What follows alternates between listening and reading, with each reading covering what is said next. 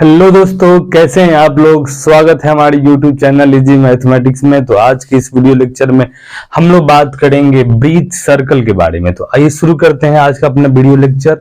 तो कॉपी और पेन निकाल लीजिए और आज का हेडिंग दीजिए आप लोग ब्रीथ या सर्कल। ठीक है, तो सबसे पहले हम लोग जानेंगे ब्रीथ के परिभाषा के बारे में। ब्रीथ सर्कल, ठीक है। देखिए, तो ब्रीथ के बारे में जानने से पहले हम लोग जानेंगे कि हमारे दैनिक जीवन में कौन कौन सी वस्तुएं ऐसी हैं जो ब्रीथ की आकार की हैं। रोटी आप लोगों ने खाया होगा, रोटी क्या है? ब्रीथ है। साइकिल का जो चक्का है वो क्या है? ब्रीथ है। ठीक है। रिंग, अंगूठी जो होता है वो कैसा होता है? सर्कल के जैसा होता है। ठीक है ना। तो यानी कहने का मतलब क्या है कि ब्रीथ जो होता है ना वो गोल होता है लेकिन समतल में होता है।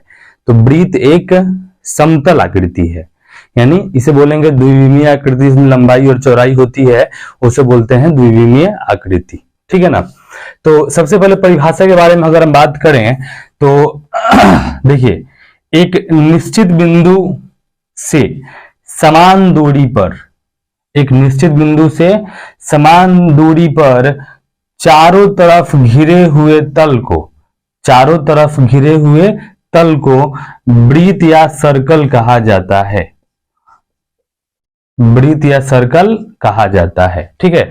और उस निश्चित बिंदु को हम लोग ब्रीथ का केंद्र कहते हैं। इस निश्चित बिंदु को ब्रीथ का केंद्र कहते हैं।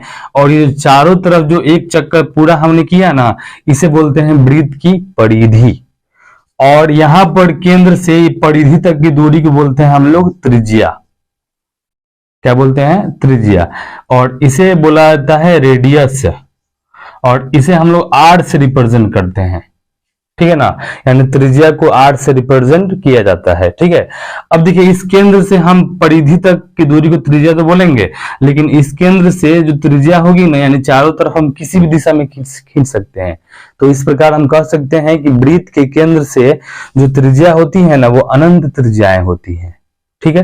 तो आपने देखा कि यहां से इस दूरी को हम बोलेंगे त्रिज्या। ठीक है। तो इस दूरी को भी तो बोलेंगे त्रिज्या। ये भी आपका क्या हो गया? त्रिज्या हो गया। लेकिन वही अगर इस पूरे दूरी के बारे में अगर बात वो करें तो ये पूरा दूरी आपका कहलाएगा व्यास। क्या कहलाएगा? व्यास। और इसे हम लोग डी से रिप्रेजेंट करेंगे। किससे रिप्रेजेंट करेंगे? डी से, डायामीटर। ठीक है ना। चलिए एक अच्छा सा फिगर बनाते हैं, फिर देखते हैं। देखिए, ये आपका हो गया ब्रीथ की परिधि, ये हो गया ब्रीथ का केंद्र, ये हो गया ब्रीथ की त्रिज्या, ये भी हो गया ब्रीथ की त्रिज्या, और ये पूरा हो गया ब्रीथ का व्यास। अगर सिंपल बात में अगर हम बोले, ठीक है ना, तो ये आपका केंद्र O हो गया। ठीक है। और केंद्र O से ये A की दूरी हो गया त्रिज्या R, O से B की दूरी हो गया त्रिज्या R। लेकिन वही अगर हम बोलेंगे कि A से B की दूरी क्या कहलाएगी? A से B की दूरी कहलाएगी व्यास या डायमीटर। और इसे हम लोग D से रिप्रेजेंट करेंगे। और ये जो AB जो है ना, AB, इस AB को हम लोग ऐसे भी लिख सकते हैं, OB प्लस OA बराबर D। OB का मान है R प्लस OA का मान R बराबर D। क्लियर है? देखिए, R प्लस R ये हो जाएगा 2R बराबर D। तो इस प्रकार से हम बोल सकते हैं कि जो व्यास जो होता है ना वो त्रिज्या का दुगना होता है, यानी D बराबर 2R। या फिर हम ऐसे बोल सकते हैं कि त्रिज्या जो होता है ना वो व्यास का क्या होता है? आधा होता है, यानी R बराबर D/2 चाहे D बराबर 2R। ठीक है। हमने यहाँ पर व्यास और त्रिज्या के बीच संबंध हमने देख लिया। ठीक है। अब देखिए, परिधि का मतलब होता है कि अगर हम ब्रीथ के चारों तरफ अगर एक चक्कर घूम जाए, एक चक्कर घूम जाए, तो उसे बोलेंगे हम लोग ब्रीथ की परिधि। ठीक है। और ब्रीथ की परिधि होता क्या है भाई? देखिए, ब्रीथ की परिधि होता है 2πr। 2πr। ठीक है ना। अब यहां पे इसको हम लोग ऐसे भी तो लिख सकते हैं ना, पाई इंटू 2r। ठीक है। पाई इंटू 2r को हम क्या बोलेंगे? बोलिए। देखिए, 2r को बोलेंगे d, यानी आपका ये हो जाएगा पाई d। तो हमारे पास दो फॉर्मूला मिल गया परिधि का। एक फॉर्मूला मिल गया 2πr या फिर पाई d। अगर d पता है तो पाई d लगा दो, अगर r पता है तो 2πr लगा दो। ठीक है। तो परिधि का मतलब होता है एक चक्कर पूरा करना, यानी वृत्त के चारों तरफ अगर एक चक्कर पूरा कर लेंगे ना तो उसे हम बोलेंगे परिधि। ठीक है, अब आता है क्षेत्रफल। ठीक है, तो ये आपका हो गया वृत्त की परिधि, ये हो गया केंद्र, ये हो गया त्रिज्या r। अब देखिए ये वृत्त ने कितना जगह छेका, जब मैंने इस वृत्त को बनाया विद्यार्थी, ठीक है ना, तो इस वृत्त ने कितना जगह छेका है, ये जगह छेके हुए जगह का बताने के लिए हम लोग निकालते हैं वृत्त का क्षेत्रफल। ठीक है, यानी वृत्त का एरिया। ठीक है, और वृत्त का एरिया निकालने का फॉर्मूला होता है पाई आर स्क्वायर। ठीक है ना, हमें पता है कि पाई एक अपरिमेय संख्या है, pi is a irrational number, और पाई का मान 22/7 लिया जाता है, या फिर कभी कभी पाई का मान 3.14 भी लिया जाता है। ठीक है ना, आप बस याद रखो कि पाई का मान क्या होता है, 22/7 होता है, लेकिन पाई एक है अपरिमेय संख्या। अपरिमेय संख्या मतलब क्या, इरेशनल नंबर, यानी अभी भी पाई का मान जो है वो निर्धारित नहीं किया गया है। कुछ लोगों का कहना है कि पाई का जो मान है दशमलव के लगभग 10 लाख स्थान तक निर्धारित हुआ है, नहीं भी हुआ है, आगे भी आ रहा है। ठीक है ना, तो अभी भी पाई का मान निर्धारित नहीं हुआ, लेकिन फिर भी हम लोग क्वेश्चन को सॉल्व करने के लिए पाई का मान 22/7 लेते हैं, या फिर किसी किसी क्वेश्चन में 3.14 लेते हैं। ठीक है, तो मुख्यतः हम लोगों ने आज वृत्त के बारे में बात किया कि वृत्त कहते किसे हैं। ठीक है, चलिए एक बार फिर से हम लोग रिवाइज कर लेते हैं, छोटा सा रिवाइज कर लेते हैं। ठीक है, छोटा सा हम लोग रिवाइज कर लेते हैं। देखिए यहाँ पे सबसे पहले वृत्त के केंद्र से समान दूरी पर चारों तरफ घिरे हुए तल को वृत्त या सर्कल कहते हैं। उस निश्चित बिंदु को केंद्र या सेंटर कहते हैं। उस निश्चित बिंदु से समान दूरी को बोलते हैं त्रिज्या या रेडियस, और इसे हम लोग चारों दिशा में कहीं भी खींच सकते हैं। तो इस प्रकार से वृत्त के केंद्र से जो दूरी होगी वो क्या होगी, इस प्रकार जो वृत्त के केंद्र जो त्रिज्या होगी वो क्या होगी, अनंत होगी। ठीक है ना, वही वृत्त को दो भागों में बांटने वाली रेखाखंड व्यास कहलाएगी, व्यास या डायमीटर। त्रिज्या को हम लोग r से रिप्रेजेंट करते हैं, व्यास को d से रिप्रेजेंट करते हैं।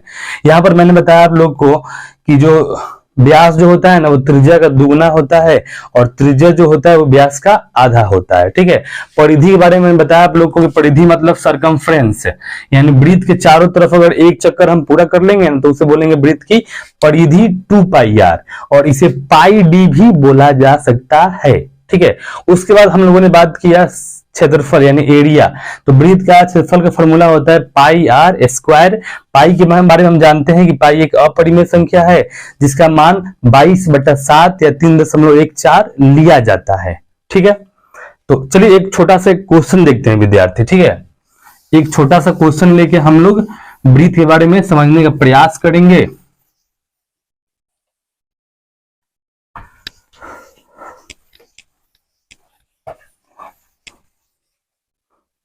देखिए, मान लीजिए मेरे पास एक सर्कल है और इस सर्कल का रेडियस है r बराबर 14 सेंटीमीटर। ये आपका सेंटर हो गया O। ठीक है, और O से जो परिधि की जो दूरी है वो आपका है 14 सेंटीमीटर। ठीक है, तो अब हम लोग क्या करेंगे ना, सबसे पहले ज्ञात करेंगे कि इस वृत्त का एरिया कितना होगा। तो मुझे पता है वृत्त का एरिया का फॉर्मूला होता है पाई आर स्क्वायर, और पाई का मान होता है 22/7 r। r का मान कितना है जी, 14, तो स्क्वायर है तो 14 गुने 14। ठीक है, अब हम इसे आसानी से कटा सकते हैं। ठीक है, यानी देखिए ये 7 के पहाड़ा से कट जाएगा, 7 दूनी 14, इसको आपस में गुना करिए, 22 दूनी 44, 44 में 14 से गुना करेंगे 616 cm स्क्वायर। क्या हो गया आंसर, ये आपका हो गया एरिया। ठीक है ना, क्षेत्रफल। उसके बाद हम लोग याद करेंगे सरकमफ्रेंस। तो वृत्त का सरकमफ्रेंस होता है 2πr। 2 पाई का मान 22/7 और r का मान बोलो कितना दिया है 14। 7 दूनी 14, 22 दूनी 44, 44 दूनी 88 सेंटीमीटर हो गया आपका सरकमफ्रेंस। क्या हो गया, सरकमफ्रेंस बोले तो परिधि, यानी वृत्त के अगर हम चारों तरफ अगर एक चक्कर पूरा कर लेंगे ना तो 88 सेंटीमीटर दूरी हम लोग तय करने वाले हैं। ठीक है, अब देखिए अब हम बात करेंगे डायमीटर के बारे में। तो डायमीटर जो आपका होता है डी बराबर ये होता है 2r, 2 इंटू आर। आर का मान कितना है जी? आर का मान है 14, ठीक है, 14 दूनी 28 सेंटीमीटर, यानी आपका डायमीटर कितना आ गया? 28 सेंटीमीटर। आई होप आप लोगों को ये ब्रीथ समझ में आया होगा। अगर वीडियो अच्छा लगा है तो वीडियो को लाइक करें, अगर कोई डाउट है तो कमेंट करें और अपने दोस्तों में शेयर करें। थैंक यू, धन्यवाद।